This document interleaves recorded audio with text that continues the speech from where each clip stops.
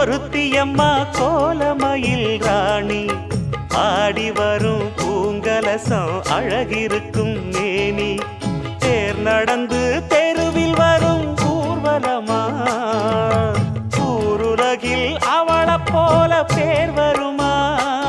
நல்ல பளிங்கு போல சிரிக்கும் மனச பறிக்கும் பவள விரிப்பு விளங்கிடாத இனிப்பு விவரம் புரிஞ்சிடாத துடிப்பு